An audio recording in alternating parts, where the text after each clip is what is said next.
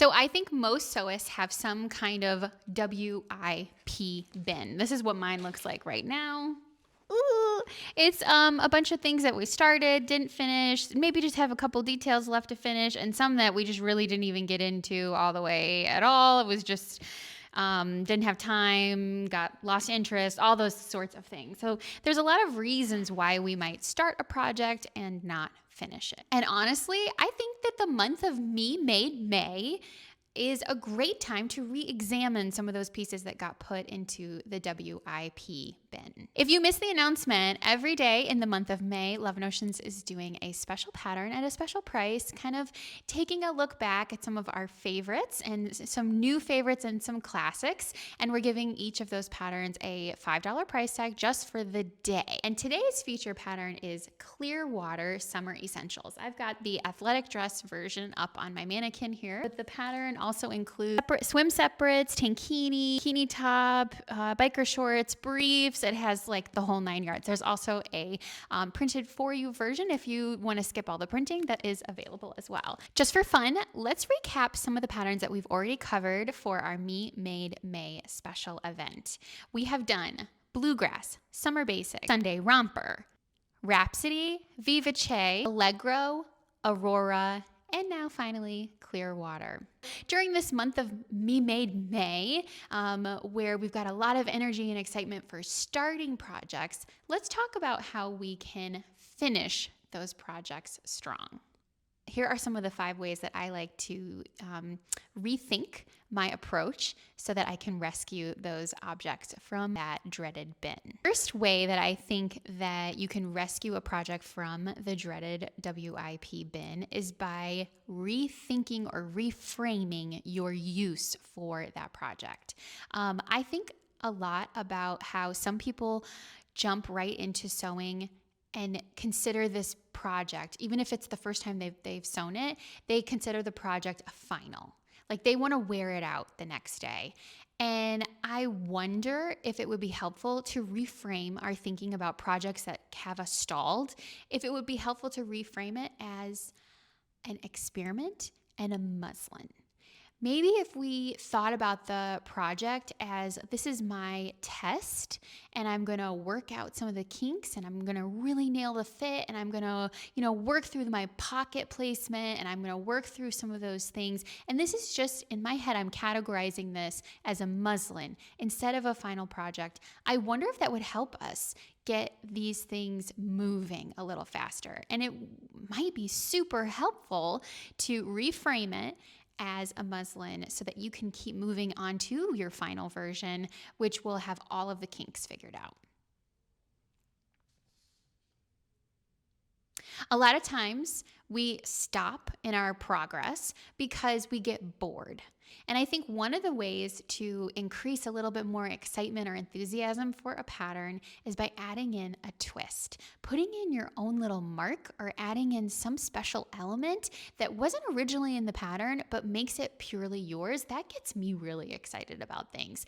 Maybe that means adding in just some sort of little hack or modification that is different and you just can't wait to share about, and that might motivate you and encourage you to keep working. So here are a couple of ideas for little tiny twists that you can add into a pattern to make it your own and to keep that general vibe going for finishing the pattern. Maybe you mash it with another pattern. Maybe you try adding in some trim or some piping. Maybe you color block, try a different pocket or pocket placement, work on maybe adding in some embroidery or patches or some design details that are different.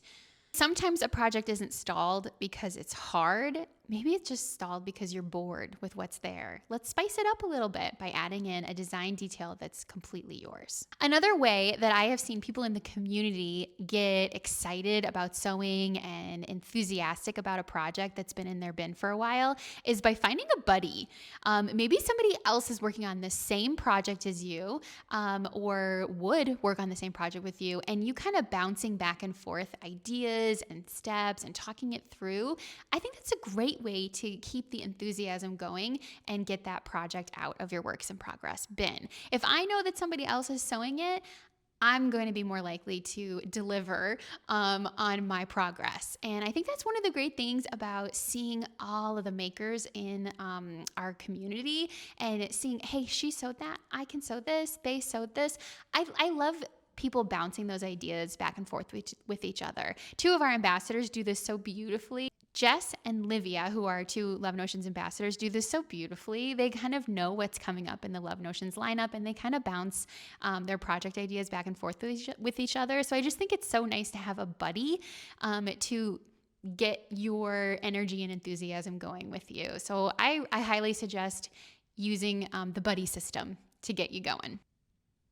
Another thing that I think might help people get that project out of the works in progress bin is by reading up on it, using the resources around you. Let those kind of like ideas and experiences and things that are out there online about the pattern kind of marinate inside your head and get you kind of revved up to complete the project and excited about that process. So looking at the Love Notions blog, there's tons of resources for about almost all the patterns inside of our blog. Looking on social media, going to the Love Notions pattern support group on Facebook is a great place. Just type in the name of the pattern that you're working on and then see where other people have been. Maybe they've come across an obstacle just like you have and they have some suggestions for how to get through it. Maybe they have fabric ideas that would help kind of rev you up and get you excited about moving forward. So I think looking at the resources that are around you is a great way to get excited about sewing again. Another idea that I think would be helpful as we round out this list of ways to get projects out of your works in progress bin is to just tackle it for a small amount each day. Make a goal. Maybe you're gonna sew for 15 minutes every day and you're just gonna, maybe that just entails reading the pattern, or maybe that just entails looking at the sew along that's posted online for it. Maybe just giving yourself a very small, measurable goal that you want to accomplish to get you moving forward on the pattern instead of backward on the pattern. I think that's really helpful. Just making those bite-sized chunks of things to get you going. Maybe that means that you chunk the project up into really manageable bite-sized pieces. Like today, I'm just going to print. Tomorrow, I'm just going to cut out my fabric. The next day, I am just going to sew the pockets on, and that's it. Really, instead of going full force at the whole thing that feels so big and unmanageable, maybe it would be helpful to break it up into really bite-sized, small, achievable pieces. Here's a bonus idea to get you moving on your projects is maybe change the goal line for the project. Maybe realize, I'm not going to tackle that. This was great and fun while it lasted, but I don't really need this. I don't want this. I'm going to take it out of the work in progress bin. I'm going to put it in my donate or recycle bin and move on. And it was great while it lasted, but I'm ready to get that off my head and hanging over me, and I want to just move forward. And I just want to give you permission that that's okay. It's okay to take things out of your works in progress bin that actually haven't been completed yet. So here's your permission. Here's your sign that that's okay to do, and nobody is going to come after you and be upset with you about it except for yourself. So you have permission to just move forward.